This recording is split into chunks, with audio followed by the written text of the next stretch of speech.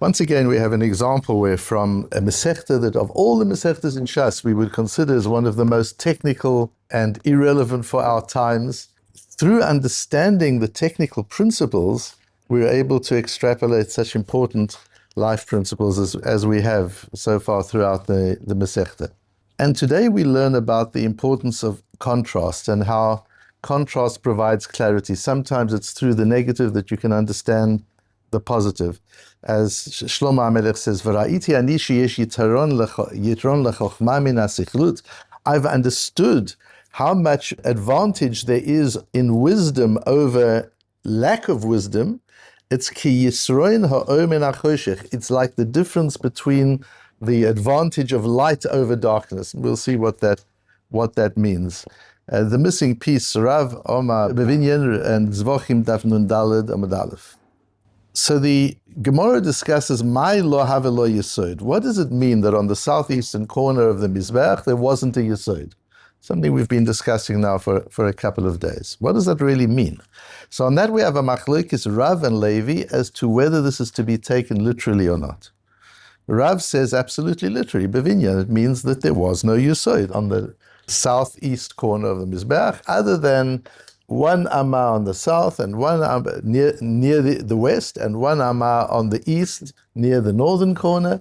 Apart from that, there was no yesod. That ledge around the Mizbeach at the bottom was absent. Levi Omar Bedomim. Levi says, no, this is just in concept. We didn't do the Zrikat Hadam because the sprinkling of the dam has to be keneged ha-yesod. It has to be in a part of the Mizbeach where there is a yesod. Says Levi, that doesn't mean there was a part of the Mizbeach where there was no yesod. It just means we treated it as if there was no yesod and we didn't do the Zrikat Hadam there for the reasons we discussed yesterday, because it's in the area of Yehuda, not of Binyamin, and Yehuda doesn't do yesod very well. Yehuda does malchus. Binyamin does yesod, as we discussed. So this is an interesting machlokes in the Gemara. It's based on the translation, how he understands pshat on the posik of Binyamin, Ze'ev Yitraf Baboker Yochal Ad. And in the Unklus itself, we see there are two meanings. The Beis HaMikdash will be there, and Korbanos will be brought there. And it's because of different ways of understanding that posuk that Rav and Levi come to their different conclusions. But it's very intriguing that there's a machlokes on something so basic and so tangible. Was there or wasn't there a yesod? Was it physically there or wasn't it? The truth is, in the first Beis HaMikdash there was, and the second Beis HaMikdash there wasn't, even according to Rav. It's a factual issue. Just establish the facts. Why are you having a machlokes about it? So there's something much more conceptual about was there or wasn't there a yesod? Almost as if you're looking at the Mizbeach. Imagine you're there, and we're looking at the Mizbeach, and I say to you, look at the Mizbeach. Do you see a yesod right around the Mizbeach? And you say, yes, of course I do. And I say, I don't. I see a yesod. How can that be? Two people looking at the Mizbeach, and we see it so differently. How are Rav and Levi looking at the Mizbeach? Tosfos asks a question from the Gemara in Yuma. There's a parallel sugya that to ours, this whole story of a piece of area from Yehuda protruding into Binyamin. There's a Gemara in Yuma on Daf Yud Beis, and there's a Gemara in Megillah Daf Chof Vav. In the Gemara in Yuma, it's slightly different because the Gemara actually specifies and says there was this protrusion from Yehuda going into the chelik of Binyamin, uvo haya mizbeach banui, and the mizbeach was built in that area. Asks Tosfos, that seems to imply uva mizbeach banui mashma shehaya ba mi binyan. That would imply there was actually a piece of mizbeach in Yehuda's section. Not that there was no yesod because you couldn't have any part in Yehuda's section. It seems from the way the Gemara in Yuma words it slightly different from the way our Gemara words it. You see from Tosfos teaches us here, by the way, how to use parallel sugyas. That when the sugyas appear in different places, you compare them, you look at them, you notice things. And if you look at the wording there, it clarifies something that we don't have in our Gemara, which implies there was actually physical binyan, there was physical construction of the Mizbeach, even in the area of Yehuda, whereas our Gemara seems to imply that there wasn't, that's why there was no Yesod, because you can't have Mizbeach in the area of Yehuda, you can't have Yesod in the area of Yehuda, so they didn't build a Yesod there. And Tosfos leaves it as a question. Rabbi David Soloveitchik takes the question even further, and he brings proofs that from the Gemara further on Samach Beis, on Daf Samach Beis, that Kol Mizbeach she'ein lo keren v'keves v'yesod v'ribua. Any Mizbeach that doesn't have corners, a yesod, that we're talking about, the foundation, that is ribua, perfectly square, and that doesn't have a ramp, posel. That Mizbeach is not okay. V'hinei bedina keren kaimelan da'afim nifgema ma'at poselet habgima et hamizbeach. The Gemara there clarifies, based on a brisa, that on the corner, even if there's a little chip in the corner, that damages the entire, that disqualifies the entire korban. It has to be perfectly square. And it's clear from the Gemara there on Daf Samach Beis that the same applies to this yesod. Im nifgam posla hapigima et hamizbeach.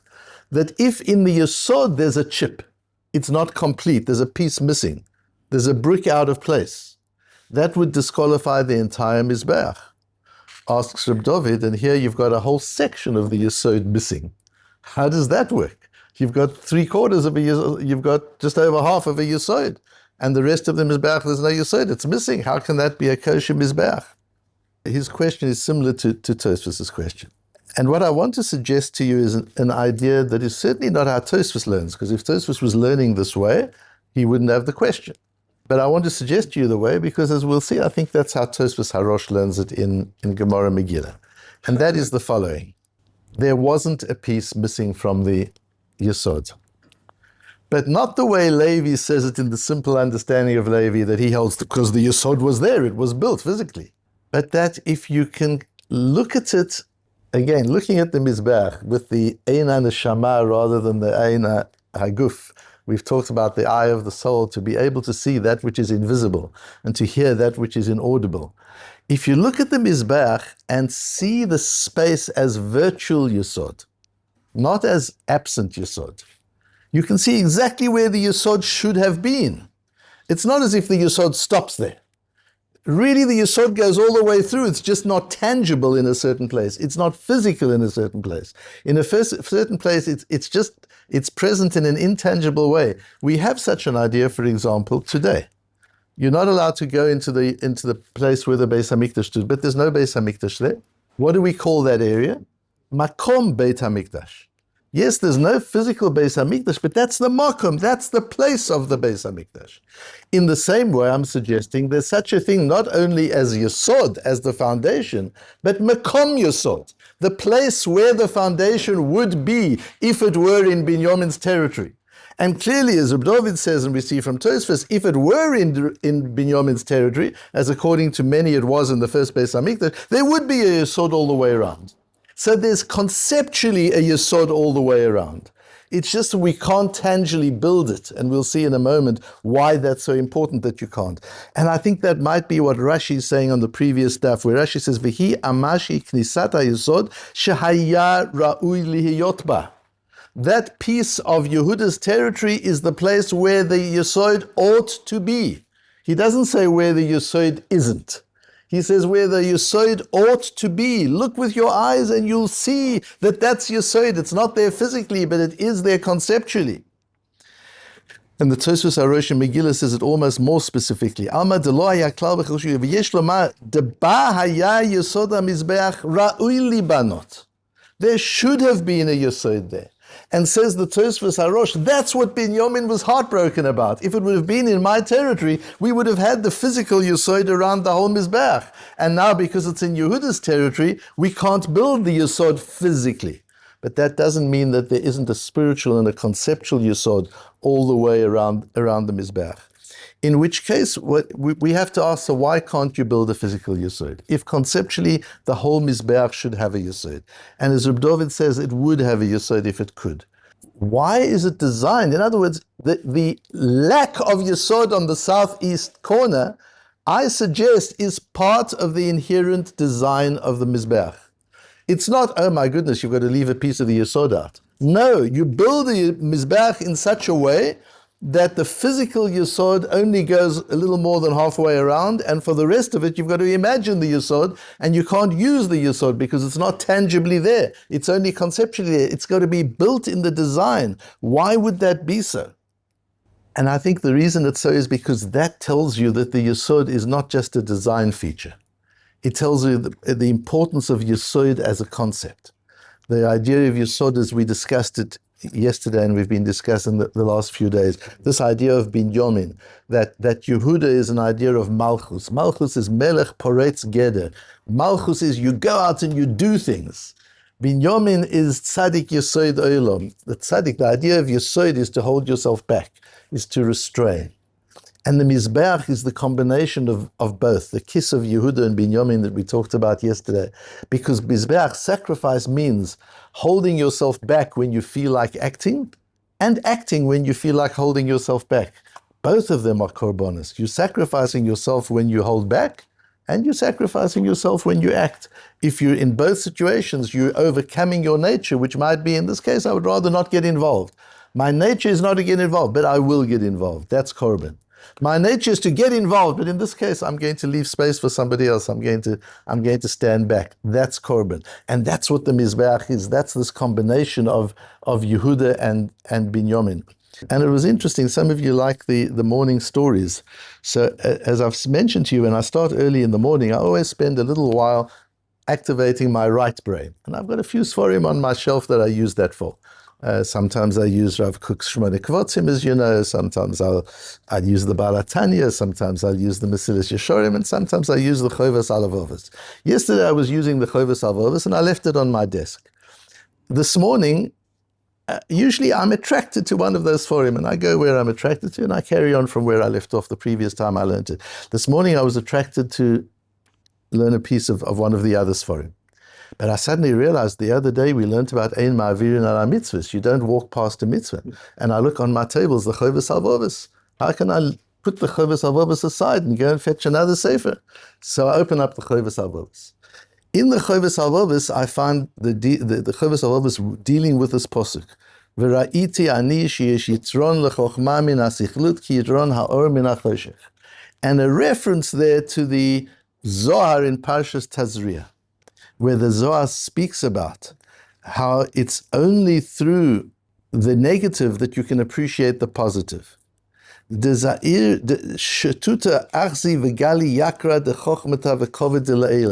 little bit of stupidity tells you how valuable wisdom is. Sometimes you've got to see stupidity in order to appreciate wisdom. And that there's, in the same way as to'alta dinahura lo atyo elomin chashucha, you can only appreciate the light when you've had the darkness. And in male ukma lo ishtemudi chavra, if it weren't for black, you wouldn't appreciate white. De lo yada inish taima de metika at the time marira, you don't understand what sweetness is until you've tasted something bitter. V'hainu dichtiv gam et zelu umat ze asa elokim, Hashem creates contrast.